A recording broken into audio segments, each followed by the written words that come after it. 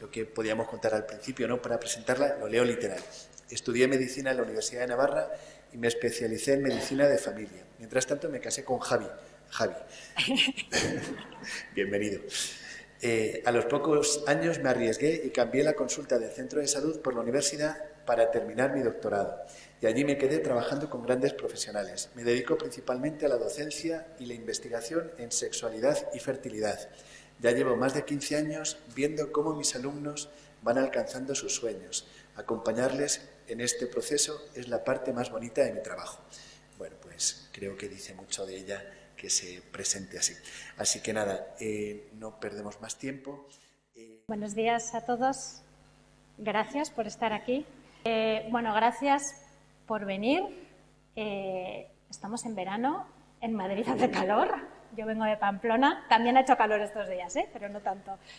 Y quiero dar las gracias sobre todo a Miguel, que me escribió. Bueno, yo le sigo llamando Don Miguel. Nos conocimos ya hace, no sé si fue hace 2 años, creo, que di una sesión sobre esto. Y cuando me escribió en abril, porque esto fue en abril, estuve buscando los correos y fue en abril, me escribió, claro, vi en mi correo electrónico Conferencia Episcopal Española y dije, ¿quién me escribe? Al principio pensé que era spam, digo, a mí la Conferencia Episcopal nunca me ha escrito.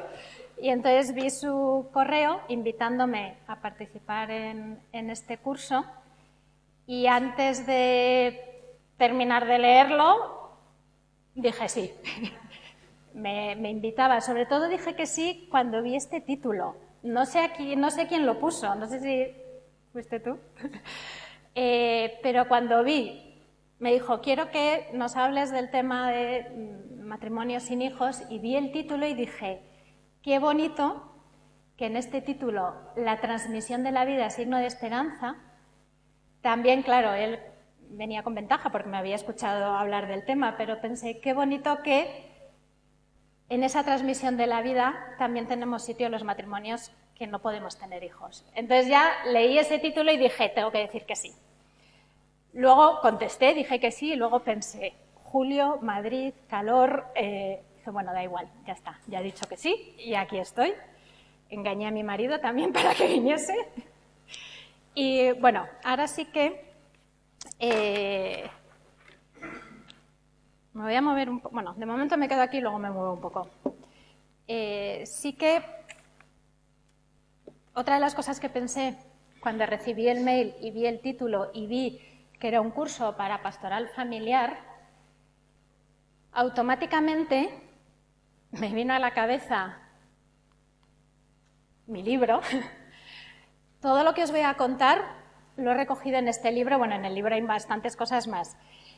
Pero me vino a la cabeza el libro y pensé, voy a tener que cambiar un capítulo.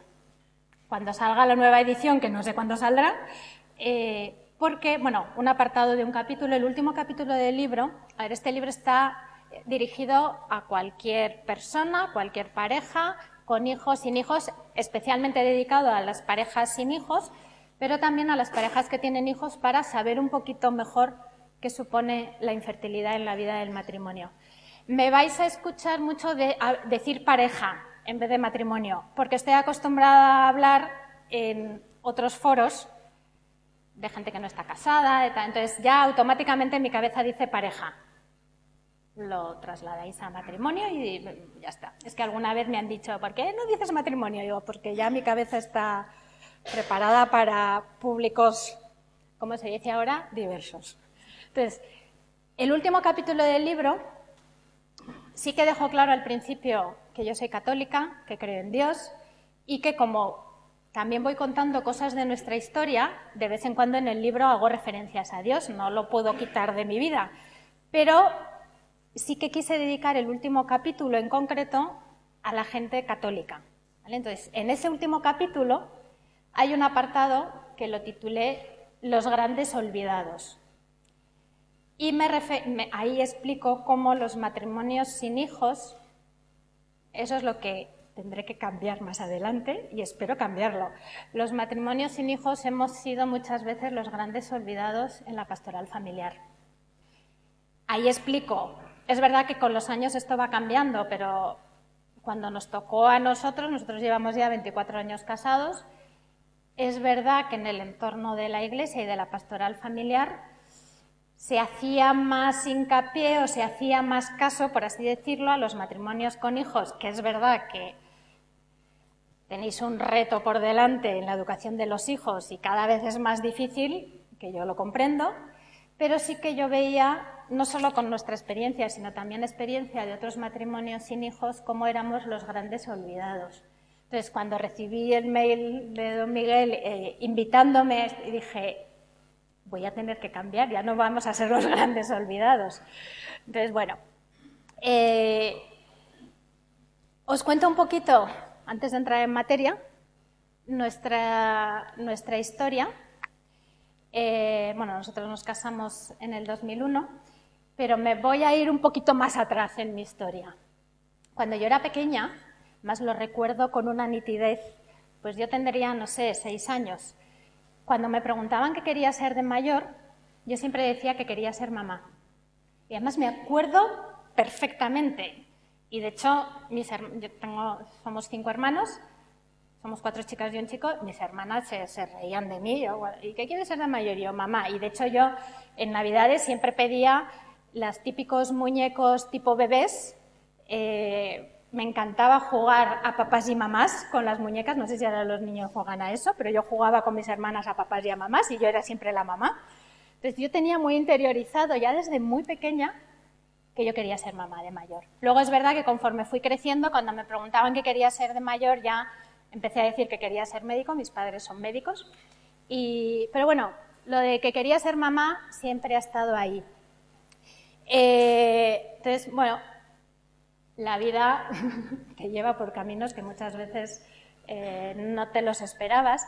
De hecho, el subtítulo del libro es Luces, sombras y nuevos sueños. Mi sueño era ser mamá, mi sueño también fue ser médico. He sido médico, ejercí unos años y luego pues la vida me llevó por otros caminos, ya llevo 20 años en la universidad. Yo sigo diciendo que soy médico, aunque no ejerzo, y aquí si alguien se pone malo a mí no me llaméis, porque yo ya no sé, no. Entonces, bueno, los sueños van cambiando, a veces no se cumplen como habíamos pensado, y mi sueño de ser madre, cuando me preguntaban de pequeña, no se ha cumplido como yo lo tenía en la cabeza, pero se ha cumplido de otra manera. Por eso quise poner de subtítulo, bueno, luces y sombras, porque este camino tiene, normalmente pensamos siempre en las sombras, pero también tiene sus luces, y eso es algo que también voy contando a lo largo del libro, y también aparecen nuevos sueños. Entonces, lo primero que vamos a hacer, ahora sí que me voy a mover, pero no sé si esto, sí, a ver si me apaño con...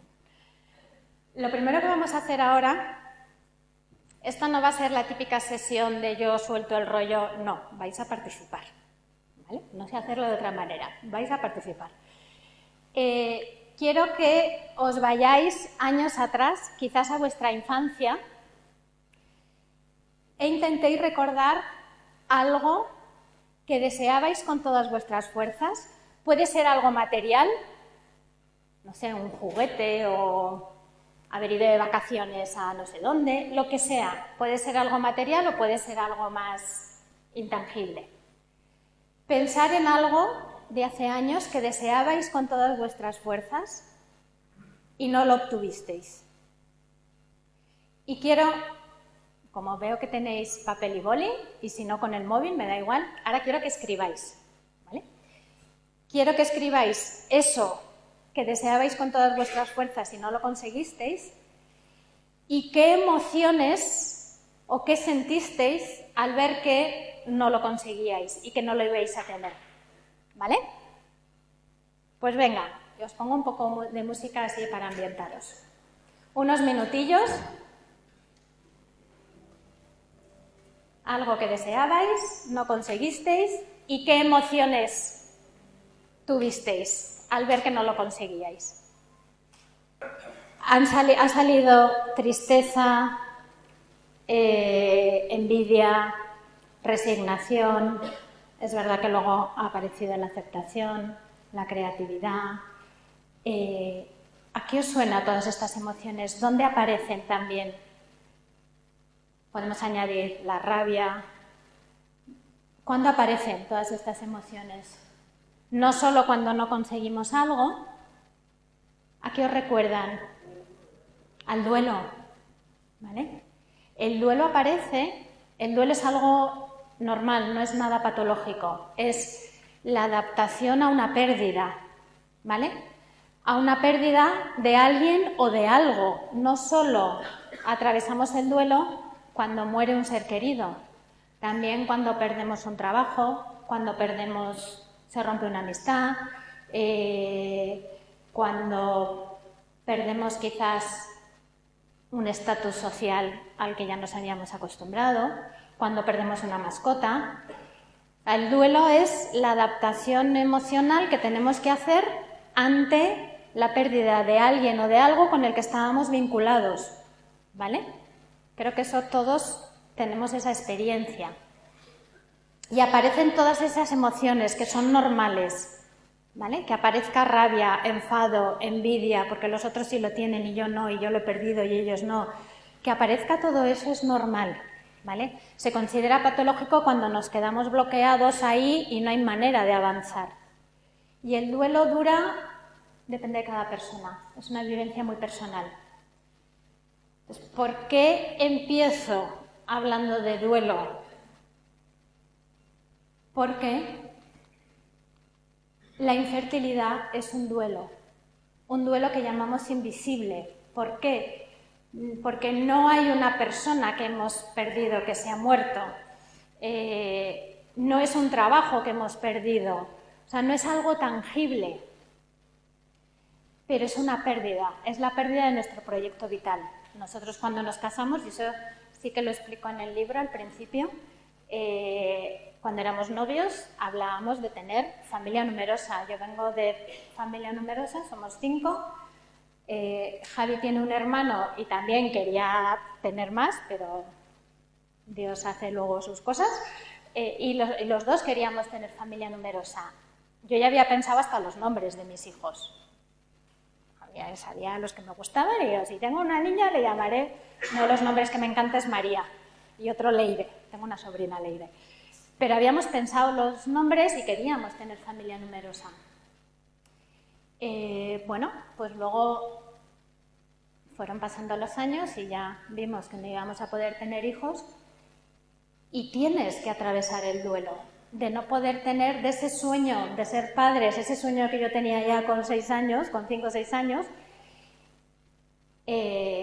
no viene ese sueño, no se va a hacer realidad. Entonces, tienes que atravesar un duelo y ese duelo es un camino. Por eso ya el libro le quise titular así, El camino de la infertilidad. Entonces, cada pareja, ese camino le va a costar más o menos tiempo transitarlo y el duelo cuesta más o menos tiempo transitarlo. Sí que yo me he encontrado con parejas que me encuentro que están atascadas en ese duelo. Ahí muchas veces se va a necesitar ayuda profesional, ayuda psicológica, ¿vale? No todas las parejas van a necesitar ayuda psicológica, algunas sí, otras no. Entonces, la infertilidad es un duelo porque al final pierdes tu proyecto vital, que era tener hijos. Una expresión que a mí no me gusta nada utilizar, que se suele utilizar, a ver, hay muchas expresiones que se utilizan sin ningún tipo de malicia, pero que pueden hacer daño. Entonces hay que tener un poco de cuidado, lo de tener familia. Ahora quizás se dice menos, pero en mis tiempos se decía, ¿tienes familia? Y yo, pues claro que tengo familia. Tengo a mi marido, para empezar, que ya somos una familia, tengo a mis hermanas, a mis padres, a mis tíos, a mis primos, ¿vale? Entonces, cuidado con esas expresiones. Entonces, la infertilidad realmente es un duelo y lo vas a tener que pasar. Y hay que pasarlo y hay que transitarlo. Y yo suelo decir que cuando te dan el diagnóstico de infertilidad es como un tsunami. ¿Qué ocurre cuando hay un tsunami? cuando pasa toda esa ola del tsunami, ¿qué deja después? Destrucción. ¿Qué hay que hacer después? Volver a construir. Pues eso supone el diagnóstico de infertilidad, el que te digan no vas a poder tener hijos de la manera que lo habías pensado, se lleva por delante todos esos sueños, que luego ya veremos que pueden aparecer nuevos sueños. Pero es como un tsunami que arrasa con todo y va a afectar a nivel personal, a nivel de pareja, a nivel familiar y de relaciones sociales, incluso también a nivel laboral. Pensar, esto sobre todo lo sufre más la mujer, si se tiene que hacer pruebas diagnósticas y tiene que ir cada 2 por 3 al médico o está con un tratamiento hormonal y se tiene que ausentar del trabajo, claro, imaginaros lo que supone. Entonces, aquí me podría pasar toda la mañana explicándoos cómo afecta a nivel personal, de pareja, o sea, afecta a toda tu vida, pero no da el tiempo para mucho. Entonces, todo eso sí que lo voy explicando a lo largo del libro porque las personas que han podido tener hijos generalmente no son conscientes de todo lo que supone no tenerlo, de cómo te afecta a nivel personal. Os diré alguna cosilla.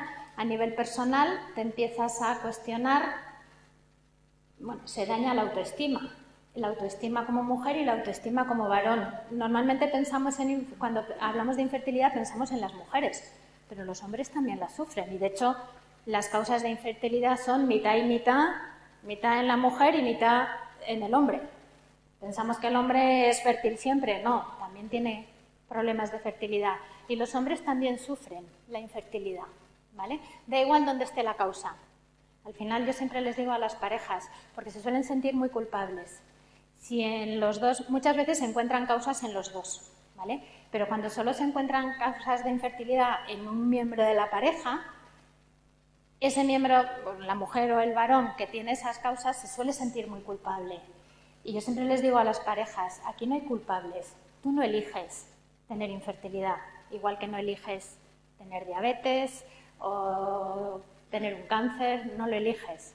Es verdad que puede haber ciertos estilos de vida que faciliten, pero nadie elige voluntariamente. Muchas veces hacemos cosas sin suficiente información que luego dices, jo, si hubiese sabido. Entonces, no hay culpables en el tema de la infertilidad y los dos estamos en la misma barca. Entonces, porque me encuentro muchas veces a parejas que empiezan a culpabilizarse el uno al otro. Claro, es culpa tuya si hubieses tal, si no hubieses tomado anticonceptivos, si no hubieses tal. Si... Claro, imaginaros los reproches a que puede llevar. Entonces, afecta a nivel personal, afecta también a la relación de pareja, sobre todo cuando empiezan los reproches, las culpas, si es que a ti no te importa este tema. Entonces, sí que en el libro pongo testimonios. Hay cosas en infertilidad que son como comunes a todas las parejas, pero luego está la propia vivencia personal, depende de las circunstancias de cada uno. Y entonces sí que en el libro he puesto bastantes testimonios, un poco para ilustrar, para que, digámoslo así, más o menos todas las parejas que están en este camino se vean identificadas de alguna manera. Hay cosas que nosotros no hemos vivido, pero sí que a través de testimonios las he recogido en el libro. Entonces, a nivel de pareja puede haber conflictos y, de hecho, quizás conocéis parejas que se han roto por este tema. No es lo habitual, ¿vale? De hecho, se suele salir fortalecido. La relación suele salir fortalecido si somos capaces de afrontar este problema juntos. Pero a veces hay parejas que se rompen. Entonces, se afecta también la sexualidad, no os podéis ni imaginar. Porque, claro, y esto también quise dedicar un apartado al tema de la sexualidad, porque no se suele hablar de ello y es muy importante hablarlo, porque eso también puede ser fuente de conflicto. Porque, claro, tienes que tener relaciones, sobre todo si estás con algún tratamiento hormonal, tienes que tener relaciones sexuales en periodo fértil y entonces toca periodo fértil y hay que tener. Basta que sea obligatorio tener relaciones para ¿qué puede ocurrir? Basta que tengas que tener para el deseo bajo tierra. Entonces, sí que, bueno, se pueden dar consejos de cómo recuperar ese deseo y de cómo hacer que no instrumentalizar al otro, ¿vale? porque las relaciones sexuales no solo son para la procreación, son para demostrar el amor y es una manera de unirnos. Entonces, muchas veces se pierde esa parte y nos centramos mucho en hay que tener relaciones para tener un hijo, entonces eso también puede dar problemas. Al final acabas utilizando al otro y eso tampoco... Entonces, bueno, a nivel de pareja afecta en todos los ámbitos. A nivel de familia y relaciones sexuales y relaciones sociales, pensar... Cuando nosotros llevábamos años casados, todos nuestros amigos empezaron a tener hijos. Mis hermanas empezaron a tener hijos. Tenemos 17 sobrinos, imaginaros el plan. Rodeados de niños todo el día, nuestros amigos con hijos. La verdad es que nosotros no lo vivimos tan mal, pero hay parejas que lo viven realmente mal. ¿Por qué? Aparece esa emoción que habéis nombrado, la envidia. No una envidia mala de desearte el mal, una envidia porque te recuerda que tú no lo estás consiguiendo, ¿vale? Entonces se pasa mal. Y hay parejas que se aíslan y pierden amigos. Pues a veces pasa. Entonces, bueno, todo esto ya os digo que nos puede dar para toda la mañana o para... pero para que veáis, o sea, unas cuantas pinceladas de cómo va a afectar. Imaginaos las reuniones familiares. ¿Y vosotros qué? ¿No os vais a animar? Mira a tu hermana que ya tiene tal, o mira...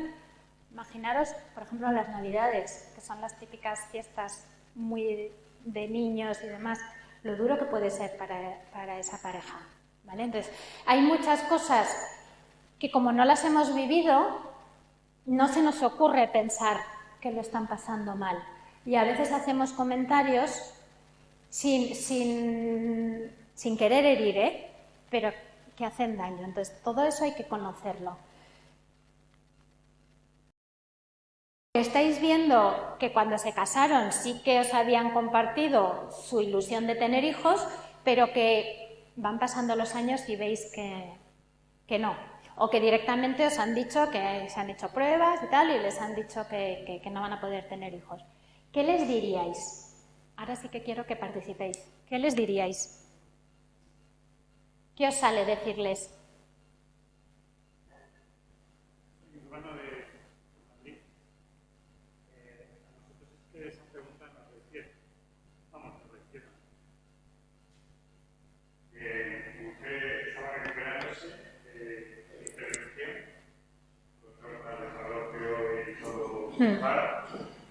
Y paseando por el hospital, pues nos encontramos con dos señoras ya mayores.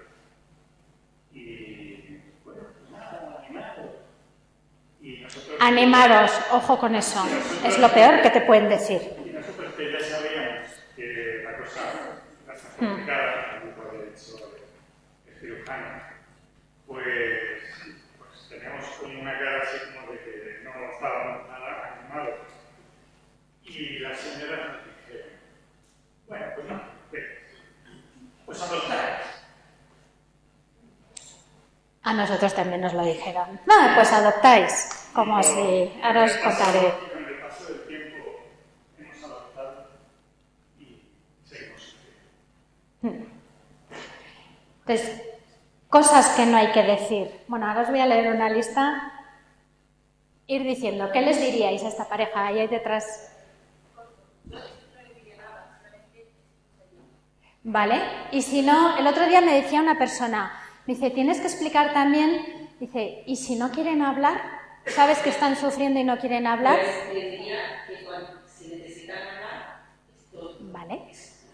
que es su dolor, a mí Vale. me interesa. Vale. No daría Bien. ningún consejo. Vale. Estaría acompañando. Perfecto. Más cosas, ¿qué les diríais? A ver, también va a depender de la confianza que tengáis, evidentemente. Nosotros la residencia como gran familia cercana y no quiero. Y no quiero que se Vale. Eso es lo que, sobre todo cuando hay gente, en algún momento hablarán. Y de hecho mi experiencia es que si se lo guardan dentro y no lo comparten, se quedan bloqueados en ese proceso de duelo y no van a poder avanzar. Entonces, tampoco hay que insistirles, pero estar ahí y quizás provocar una de las cosas que yo a veces he recomendado y que ha ido bien. El otro día, hace ya unos meses, me pasó con una chica, di una sesión sobre esto y le dije, prueba a ver, dile que has estado en una sesión, que te has acordado de ellos. Y, a ver, no es por vender mi libro, pero le dije, quizás, o sea, porque sí que me ha pasado, cuando tú ves escrito y te vas identificando con lo que estás leyendo, es como más fácil hablar. Incluso me ha pasado con parejas que lo empieza a leer ella, él no quiere porque no quiere hablar del tema, y me pasó con una pareja que ella dejó ahí el libro y él empezó a leerlo. Entonces ya empezó a salir lo que tenía que salir. Entonces, pues a lo mejor mandarle algo, decirle, está en una sesión sobre esto, me he acordado de ti, si en algún momento quieres hablar del tema, aquí estoy. Y, puesto que estamos en este entorno, rezar por ellos para que en algún momento se dejen ayudar. Más cosas. Pues le diría que aunque se cierran las puertas, se abren ventanas, explicando que se inicia un nuevo proceso a una materialidad, a una actividad espiritual que no se limita solamente a tener físicamente. Muy bien. Poder intentar dar ese sentido desde otra perspectiva. Vale, gracias. Ahora, un poquito más adelante hablaremos de eso. Es que vosotros ya sois un público muy avanzado. Normalmente, ¿alguien más quiere compartir algo? ¿Qué les digo? Yo es que en mi caso lo tengo más fácil, pues porque a mí me pasó. Entonces yo lo primero es que digo cuando tengo aquí delante. Sí. Pues que decía que yo en ese sentido lo tengo más fácil porque a nosotros también nos pasó. Entonces yo desde mi propia experiencia vital le digo que sentí que me puedo hacer una idea de lo que están pasando porque yo pueda ser posible. Entonces ahí relativamente no se cae. Sí. Y les digo, después de mucho tiempo, mucho trabajo personal, psicológico y de todo, y espiritual sobre todo, porque en mi caso es un trabajo espiritual y tuvo mucho que ver con mi conversión. O sea, en mi caso, Dios hizo esto maravillosamente para mí. Entonces, como siempre, sabe sacar mi vida.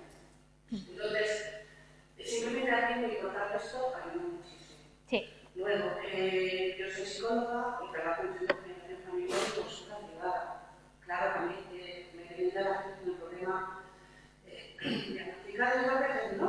Vienen con problemas sexuales, muchos y problemas de pareja. Entonces, yo con la excusa de mi historia clínica, empiezo a trabajar y digo, ¿y esto?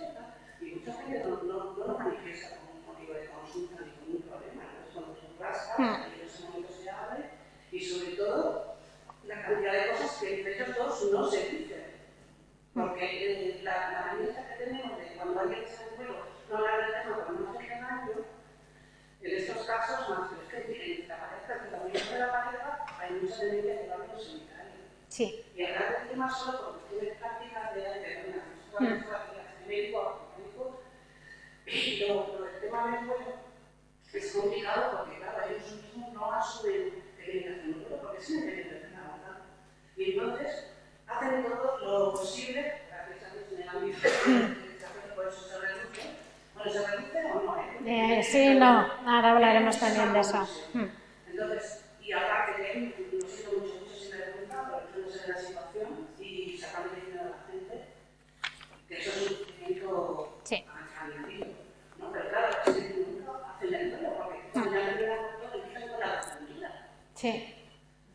Es complicado, es para que veáis, gracias, para que veáis lo complejo de la situación.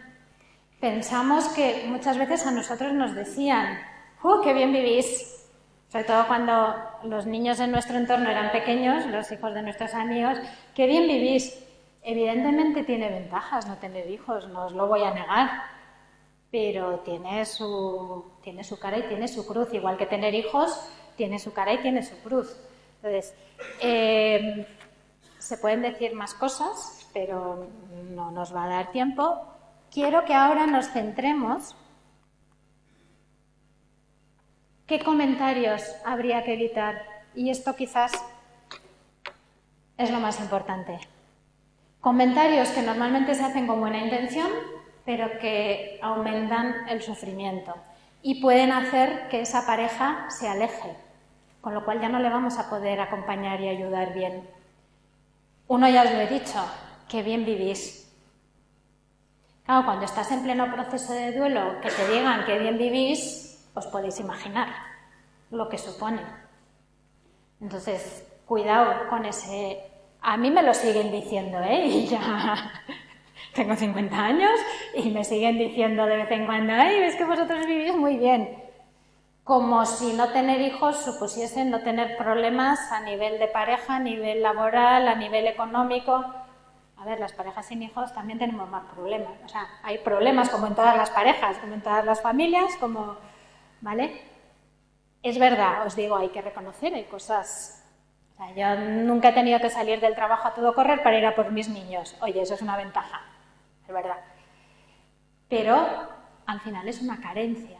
Es verdad que luego con los años y cuando ya cierras el proceso de duelo, aceptas tu situación, pero mientras estás transitando ese camino, bueno, hay cosas que te estás perdiendo. Es verdad que luego, en nuestro caso, ya miramos las cosas con mucha perspectiva, entonces vas encajando las piezas.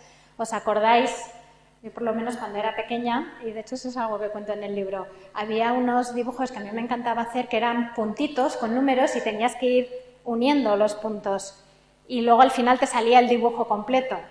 Pues cuando ya pasan años en tu matrimonio, echas la vista atrás y ya ves el dibujo que ya has ido uniendo puntos, pero cuando estás en el momento uniendo puntos y no sabes qué dibujo te va a salir, claro, que te empiecen a decir qué bien vivís sin hijos, cuando la realidad es dolorosa. ¿Qué más cosas se suelen decir que no hacen ningún bien? Al revés, que hacen mucho daño. ¿Qué más cosas?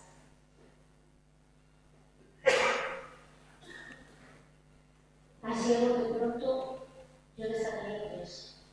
Una, decirles, no te preocupes, en el momento que vayan seguro que nos quedará. Comentario estrella. Si no sabéis por qué no hay que decir eso, lo siento, pero os tenéis que leer el libro. Porque ahí lo explico. De hecho, hay 2 comentarios, hago una lista de comentarios que es mejor no decir y desarrollo especialmente 2, que son los típicos. Que bien vivís sin hijos y relájate y te quedarás embarazada. Y esos les dedico unas cuantas páginas porque es que nos lo han dicho a todos. Y no hay que decirlo. Es verdad que el estrés crónico puede afectar a la fertilidad, pero un estrés puntual, una preocupación porque no viene el hijo, eso no te va a afectar a la fertilidad. Entonces, si fuese así, te vas de vacaciones y vuelves embarazada de vacaciones. Yo nunca he vuelto embarazada de vacaciones. Entonces, cuidado con ese. Ya que estamos en ámbitos dependientes, no te preocupes, será porque Dios lo quiere. Cuidado con eso, aunque sea con buena intención. ¿Por qué? Porque cuando estás en medio del sufrimiento, ¿qué es lo que quieres? Imaginaros que se muere vuestro marido o se muere vuestra mujer. Estáis en pleno proceso de duelo, en las primeras fases con rabia, incredulidad, te enfadas con Dios. Oye, te enfadas con Dios porque tienes confianza con Dios. Normalmente te enfadas con alguien con el que tienes confianza. Imaginaros que alguien viene en ese momento y os dice, va, no te preocupes, es voluntad de Dios. ¿Qué hacéis? Le mandas a la luna, ¿no? ¿Qué es lo que necesitáis en ese momento de tanto sufrimiento? ¿Habéis perdido a vuestro cónyuge? O imaginaros que habéis perdido un hijo. ¿Qué queréis en ese momento? ¿Qué necesitáis? ¿Qué necesitamos? Un abrazo, por ejemplo. O sea, no necesitamos que nadie nos diga, no, si es voluntad de Dios, ya sabemos, los que somos creyentes, que Dios hace las cosas a su manera, pero en ese momento, o sea, eso lo veremos más adelante, en ese momento no te ayuda, al revés, a lo mejor te aleja más. ¿Os imagináis? ¿Querías decir algo más? ¿Has dicho las tres? Eso. Yo pues, no quiero ser puñetera, pero yo creo que esto de solucionar la vida de la gente, bueno, siempre puedes adoptar, o hay paternidad o maternidad espiritual. En ese momento no. Es verdad que el que te recuerden qué significa eso de otro tipo de paternidad ayuda, pero no en el momento, por ejemplo, si te acaban de dar el diagnóstico, o sea, todavía lo tienes que asimilar. Entonces, cuidado, os voy a leer una lista de comentarios que muchas veces y que en general se suelen hacer. ¿Y vosotros no os animáis? O sea, no hay por qué meterse en la vida privada de los matrimonios. Déjales que decidan. ¿Cuándo le vais a dar un hermanito? Si la infertilidad, lo que se llama primaria, el no haber tenido nunca hijos, es dolorosa, la infertilidad secundaria, que es cuando tienes un hijo y no puedes tener más, no os podéis imaginar el sufrimiento que genera, porque nadie les entiende. Por un lado están los que les dicen, ¿y cuándo le vais a dar un hermanito? Y a lo mejor esa pareja ya va por el 5º aborto. Yo he conocido una pareja así, y no hay manera de que tengan otro hijo. Y claro, los que no tienen hijos les dicen, no os quejéis que por lo menos tenéis uno. Y nadie les entiende. Entonces, cuidado con eso porque es muy doloroso. Qué bien vivís sin hijos. Al menos podéis viajar y hacer lo que os dé la gana. No os podéis imaginar la de veces que me lo han dicho a mí y ya a mí no me gusta viajar especialmente. Cuando te relajes te quedarás embarazada. Y esto que puede sonar muy bruto, se dice, sobre todo a los hombres. A lo mejor es que no sabéis hacerlo. Se dice. ¿De quién es la culpa? ¿O quién de los dos es el que no puede? Os podéis imaginar. Pues si no podéis tenerlos, adoptar. ¿Por qué no vais a reproducción asistida? Eso a nosotros nos lo preguntaron. No os preocupéis, sois jóvenes, seguro que lo conseguiréis. Pues nosotros no lo conseguimos. Si quieres, te presto a mis hijos. Verás cómo se te pasan las ganas de tenerlos. Se dice, y no os podéis imaginar lo que supone. No es tan grave, hay cosas mucho peores. Ya lo sabemos que hay cosas peores, pero en ese momento es tu sufrimiento. Y a mí me lo han dicho, ¿eh? ¿Estás embarazada? Es que tienes tripa. O sea, los comentarios sobre el cuerpo de la mujer no os podéis ni imaginar. Y más. Entonces, claro, si tú no sabes qué supone la infertilidad, pues harás este tipo de comentarios, porque nadie te lo ha explicado. Por eso me lancé hace unos años, justo en la pandemia, a abrir una cuenta en Instagram. Yo no estaba, tenía Facebook, pero yo no estaba en Instagram. Y sí que hubo una persona que me dijo, tienes que darte a conocer con este tema, porque yo quería ayudar a las parejas, o sea, de manera informal ya solía ayudar, y me dijo, tienes que estar en redes y hablar abiertamente de este tema, porque sabes mucho, o sea, no solo por experiencia personal, sino también profesional, porque explico estos temas en la Facultad de Medicina. Y entonces abrí una cuenta en Instagram y empecé a escribir sobre los posts no da para mucho, sobre la infertilidad, distintos aspectos. Entonces, bueno, me empezó a escribir gente. No os podéis imaginar la soledad de tantas mujeres. O sea, a mí me escriben por Instagram que no me conocen de nada, contándome su vida, y simplemente con que les conteste y les diga algo, no os podéis imaginar lo agradecidas que están. Y tampoco es que les pueda escribir mucha cosa, porque hay mucha soledad con este tema. Entonces, empecé a escribir, empecé un poco a visibilizar todo esto. Claro, llegó un momento en que la gente me decía, tienes que escribir un libro porque se nos queda corto. También amigos que tienen hijos me decían, jo, en esto que has escrito no había caído en esto, ahora entiendo por qué no hay que decir esto, ahora entiendo que... Entonces, antes os decía, imaginaros, espero que no haya aquí a nadie que le haya pasado, porque creo que es la cosa más dura que te puede pasar, que se te muera un hijo. Imaginaros que se te ha muerto un hijo, tienes algún hijo más y te dicen, no te preocupes, por lo menos tienes más hijos. ¿Verdad que eso no nos cabe en la cabeza decirlo? Pues eso se dice mucho cuando una mujer sufre un aborto. Va, no te preocupes, ya tendrás más. A ver, que se ha muerto su hijo, ¿vale? Que tenía poquitos, a lo mejor tenía pocas semanas o pocos meses de gestación, pero es su hijo. Y esa mujer, esa pareja, va a sufrir esa pérdida. Entonces no les podemos decir, va, ya tendrás más. Es como si se te muere un hijo de 10 años y te dicen, va, ya tienes a los otros hijos. No, un hijo es insustituible, ¿vale? Igual que si se te muere tu marido. A nadie se le ocurre, bueno, ya encontrarás a otro. ¿Verdad que eso no lo decimos? Pues con este tema lo mismo. Pero ¿qué pasa? Que hay mucha ignorancia, hay mucho desconocimiento sobre qué supone este tema. Esta imagen, este dibujo, lo hizo una chica que perdió a su bebé en la semana 20 de gestación. Quiero que os detengáis a mirarlo, me parece espectacular. Así es como se sentía ella. Claro, cuando muere el bebé durante el embarazo hay que sacarlo. Todos los bebés nacen, ¿vale? Solo que algunos nacen muertos, que es lo que le pasó a esta chica.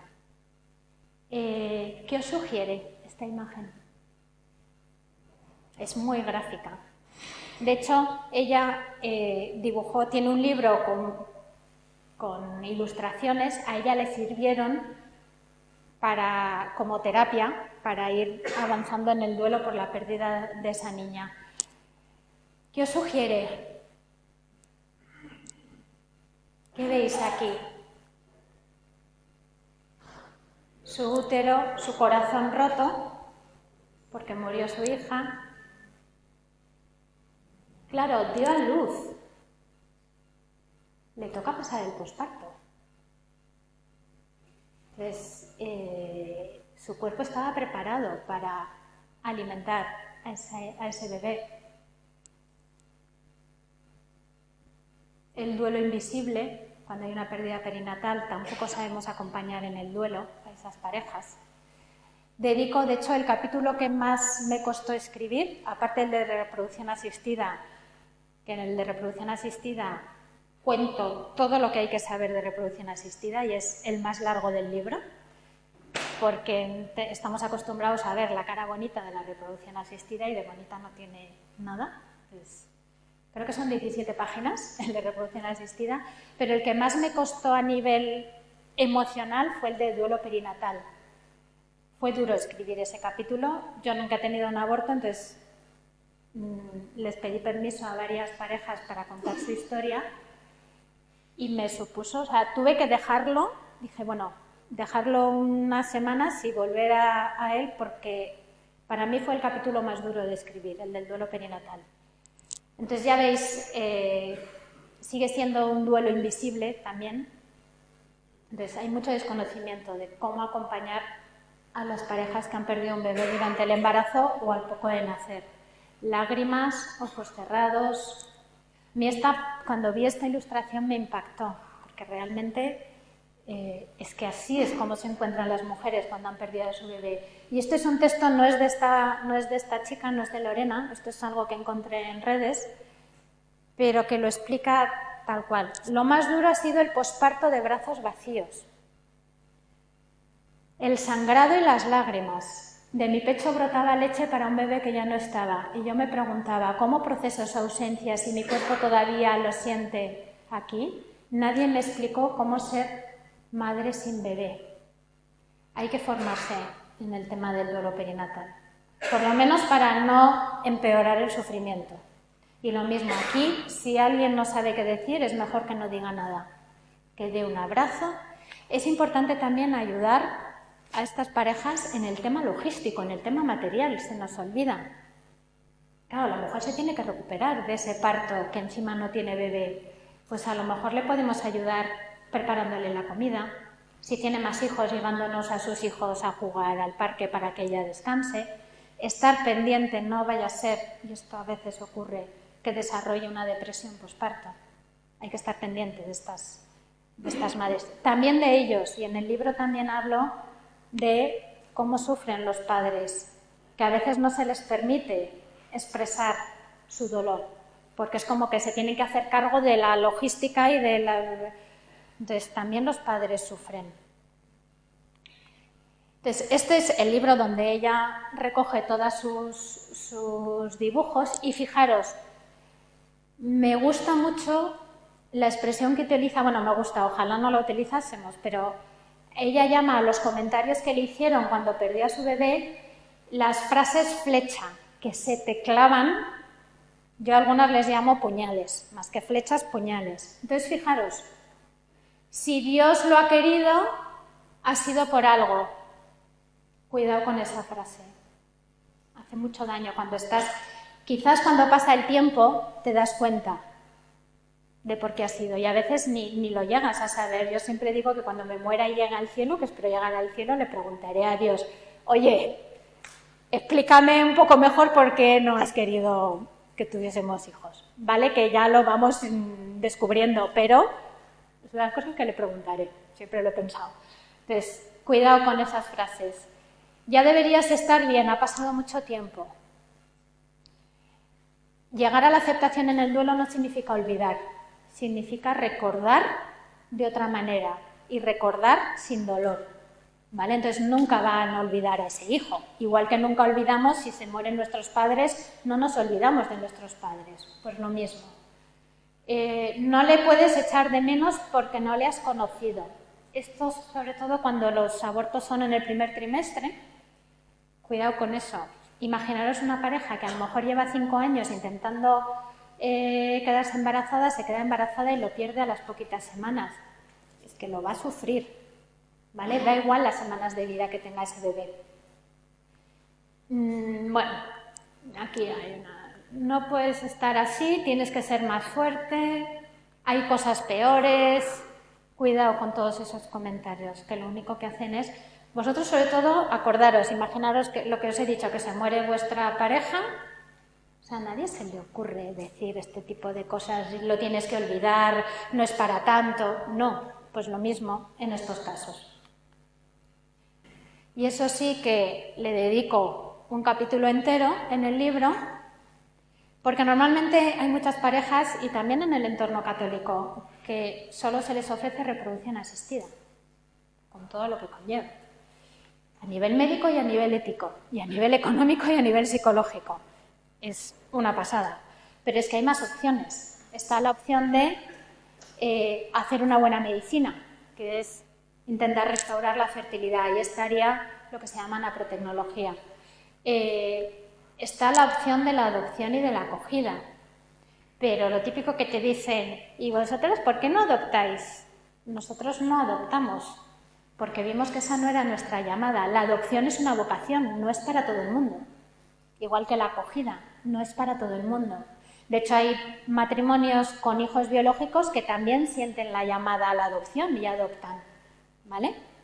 Entonces, la adopción no es el premio de consolación para quienes no podemos tener hijos biológicos. Es una vocación que te la da Dios. Y de hecho nosotros, y eso sí que lo cuento en el libro, no tengo ningún problema en contarlo, tuvimos que discernir si la adopción era nuestro camino.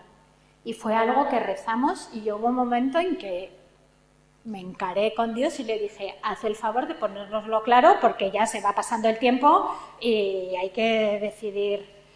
Y como ahora están muy de moda los retiros estos de yoga, y casi como que queda bien decir que vas a un retiro, ¿verdad?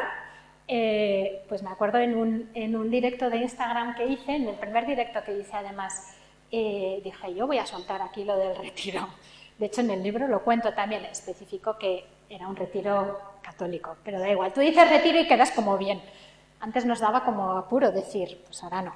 Entonces, en el libro cuento, cuando hablo de la adopción, yo recuerdo que estábamos con ese tema a vueltas, habíamos leído, habíamos hablado con parejas que habían adoptado, habíamos rezado y no lo veíamos claro, y justo, providencia de Dios, tuve la oportunidad de hacer un retiro espiritual, y además justo con el sacerdote que nos había casado, que a mí me conocía desde que empecé la carrera, que es como mi segundo padre, y justo lo atendí a él y me fui al retiro, y yo iba con esa preocupación en la cabeza de, por favor, o sea, déjanoslo claro. Y en ese retiro, bueno, las cosas que hace el Espíritu Santo, que de repente ves la luz y dices, vale, este no es nuestro camino. Recuerdo que lloré, porque yo sí que tenía ahí, me quedaba ahí cierta, bueno, esperanza de que a lo mejor nuestro camino era la adopción, pero vi claramente que no, en ese retiro. Lloré, pero a la vez sentí mucha paz. Dije, pues ya está, este no es nuestro camino. El camino que teníamos por delante era este. Y esa opción, hay mucho miedo a contarla, a decir, bueno, es otra opción. Y hay matrimonios a los que Dios nos llama a esta opción. No siempre, no estamos obligados, y esto es algo que consulté con varios sacerdotes, no tenemos la obligación moral de hacer todos los tratamientos de fertilidad habidos y por haber y someternos a todos los tratamientos habidos y por haber. No. O sea, de hecho, nosotros tampoco hicimos mucha cosa porque ya vimos que tampoco iban a tener mucho efecto y vimos claramente que nuestro camino iba a ir por ahí. Ahora lo cuento así sin ningún problema. En el momento, bueno, pues fue durillo. Es verdad, echando la vista atrás y viendo un poco también las parejas con las que hablo ahora y en nuestro caso, no fue tan duro todo este proceso. Yo creo que también fue un poco regalo de Dios. A mí, por ejemplo, no lo pasaba mal cuando mis hermanas daban a luz. Hay mujeres que no soportan ver a niños recién nacidos porque les abre mucho esa herida. Es como hurgar en la herida. Yo eso nunca lo he vivido. O sea, yo no tenía envidia de los embarazos y de los bebés de mis amigas. Y yo creo que eso fue un regalo de Dios, sinceramente. Sí que lo pasaba mal cuando se quejaban de sus hijos. Ahí yo no podía, o sea, luego ya lo fui entendiendo con la edad, pero bueno. Pero la opción de vivir sin hijos está ahí y no tenemos que tener miedo de ponerla sobre la mesa, ¿vale? En el momento adecuado. Cuando te acaban de diagnosticar de infertilidad, bueno, pues normalmente les digo, a ver, consultar con médicos, ver si hay opciones, si no, pero ya vas viendo. Hace poco con una pareja que me consultó, llevaban ya muchos años probando de todo, como decías, y ya les planteé, le digo, creo que ha llegado el momento de que os planteéis parar. Y parar no es tirar la toalla, cuidado también con esa expresión. Parar es, primero, escuchar a tu cuerpo, que el cuerpo tiene un límite, escuchar también a tu alma y decir, hasta aquí hemos llegado, y parar significa elegir otro camino. Entonces, bueno, esa opción ahí está. Y la elegimos más parejas de las que os imagináis. Normalmente solo vemos esto, reproducción asistida o adopción y acogida, pero ya os digo que hay más opciones. Entonces, voy a ir... me he pasado de tiempo, porque hay preguntas. ¿Veis? Ya os digo que cojo el micrófono y no paro. Pero bueno, ya estoy terminando, ¿eh? Entonces, un poco para hacer resumen. Fertilidad es la capacidad de tener un hijo. Y no todas las parejas la tienen, ¿vale? Y en cambio, fecundidad, si os digo que defináis fecundidad, ¿qué diríais? Porque esto lo vais a tener que explicar a las parejas sin hijos. Y de hecho es lo que a nosotros nos explicó este sacerdote, amigo nuestro, y otra persona con la que tenemos mucha confianza. A mí en el curso prematrimonial nadie me habló de fecundidad. Yo ahora que doy cursos prematrimoniales, ya llevo muchos años, ahora les hablo de esto, pero a mí nadie me habló. A nosotros no nos hablaron en nuestro curso prematrimonial de qué pasa si no podíamos tener hijos. Nos hablaron de planificación familiar, pero no nos hablaron de lo otro. Entonces, cuando nos vimos en este proceso, nos explicaron qué era la fecundidad. Y eso es lo que a nosotros nos dio paz y nos ayudó a enfrentar la situación. Y nuestro proceso de duelo no fue largo, precisamente porque contábamos con esto. Y es verdad que nosotros tuvimos acompañamiento, como me decía este sacerdote, me dice, tú eres una niña mimada de Dios. Y yo, pues sí, a pesar del sufrimiento, pero sí. Entonces nos explicaron qué era la fecundidad y eso nos abrió mucho los ojos. Hay que explicarlo, porque la gente no lo sabe. Me da igual que sean católicos o no, yo esto lo explico a parejas que no son católicos y lo entienden y les da cierto... ¿Cómo definiríamos fecundidad? Capacidad de dar fruto. Vais al diccionario y veis esa acepción. Capacidad de dar fruto. Y todas las personas podemos dar fruto. Todas. Da igual que estemos casados, solteros, sacerdotes. Todos podemos ser fecundos. Claro, ahí la dificultad, y es lo que a nosotros nos costó, es, vale, ¿y de qué manera somos fecundos? Esa es la aventura. Ahí cada matrimonio tendrá que ver. Hay matrimonios que están llamados a dar fruto, matrimonios sin hijos llamados a dar fruto de una manera, digámoslo así, un poco más visible o más aparente, pues hay quien monta una ONG, hay quien se va de misiones a África, hay quien hace cosas un poco más, por así decirlo, visibles o grandes a nuestros ojos, pero hay quien, bueno, su manera de dar fruto, yo eso lo descubrí a lo largo de los años. En mi caso, por ejemplo, es estar en el despacho y recibir a mis alumnos que te cuentan su vida, que suelen ser vidas bastante complicadas. Bueno, pues mi manera de dar fruto ha sido en todos estos años, porque yo iba para médico de familia, yo estaba feliz en la consulta.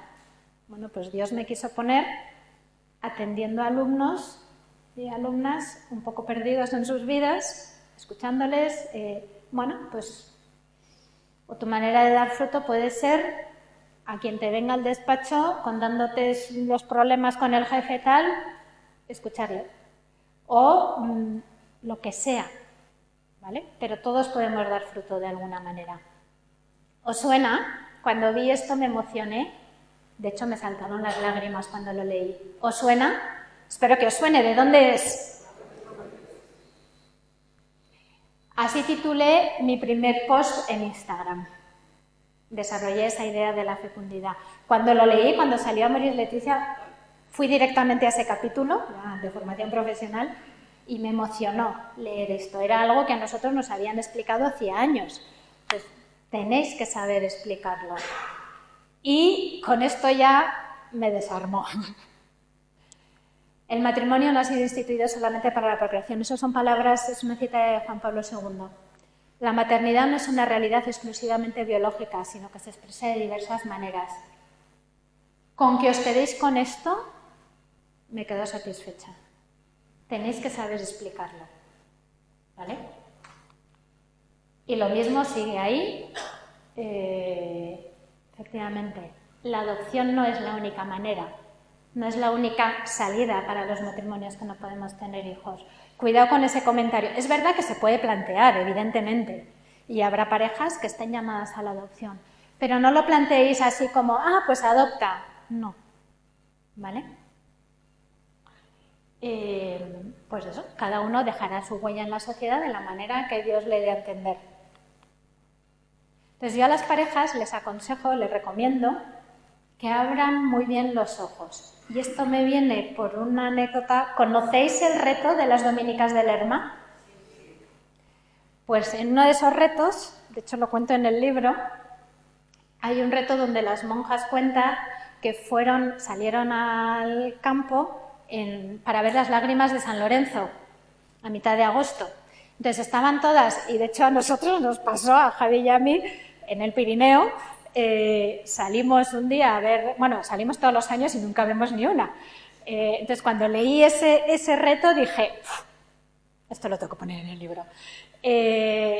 Salieron a ver las lágrimas de San Lorenzo, entonces estaban mirando hacia el cielo, no veían nada, entonces a una se le ocurrió girar la cabeza y de repente vio un cielo estrellado espectacular.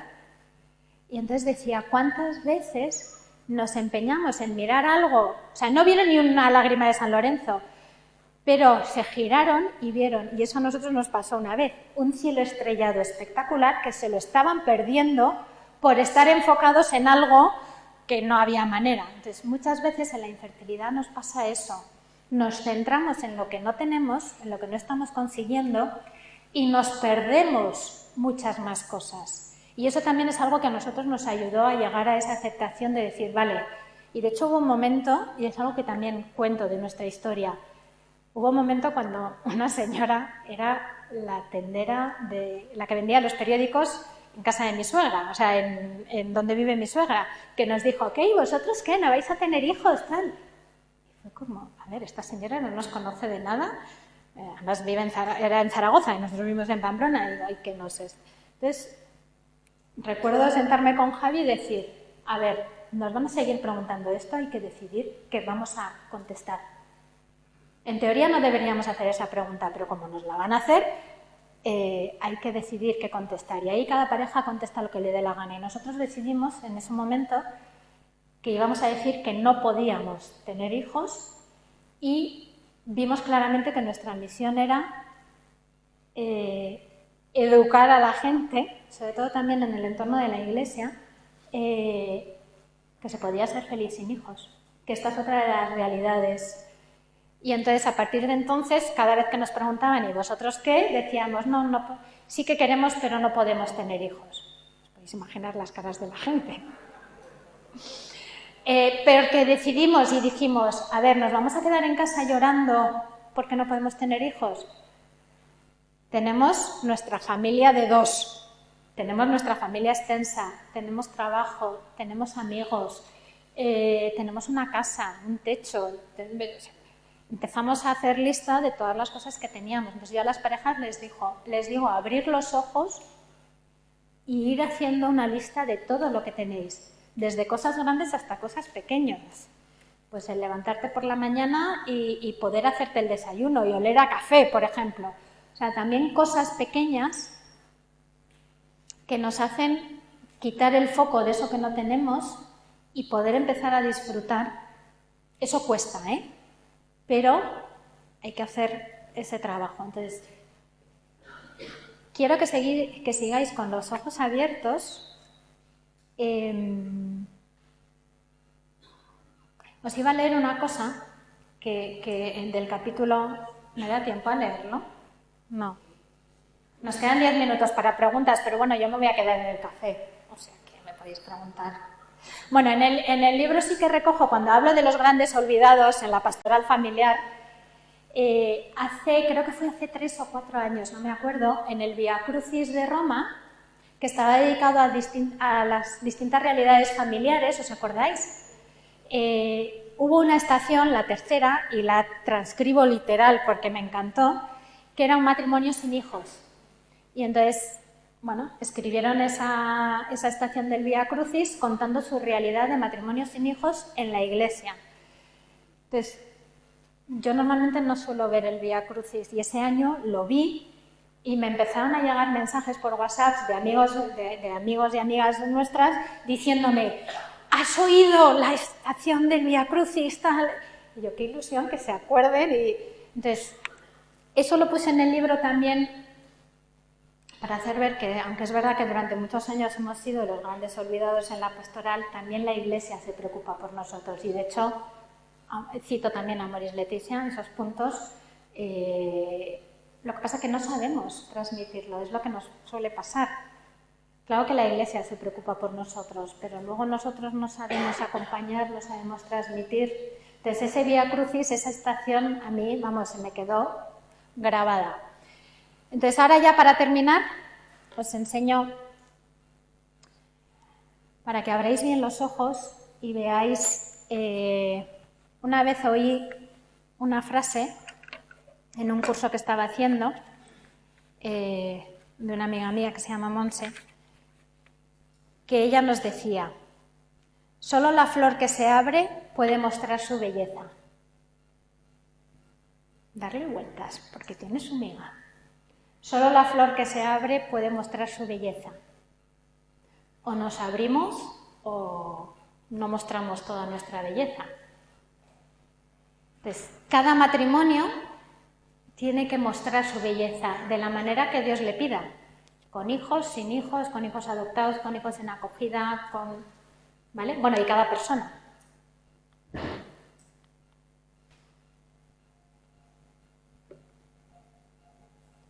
Podría estar horas y horas viendo este vídeo de cómo cada uno sois una de esas flores y cada flor se abre a su manera y tiene una belleza única. Así somos cada uno. Pero lo bonito es abrirse, ¿verdad? Cuando la flor está en capullo, no... Fijaos la orquídea cuando se abre, qué bonita es.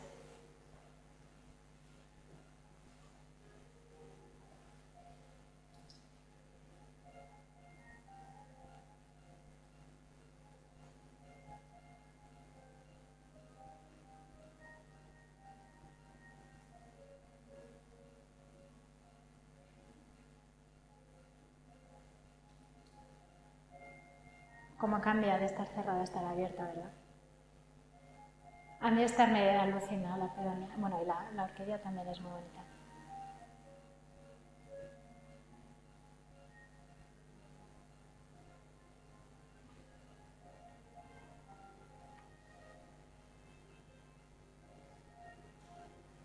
Bueno, como ya voy fatal de tiempo, pero bueno, así os quedáis con la imagen gráfica de cuando nos abrimos, es cuando vemos la belleza en todo su esplendor.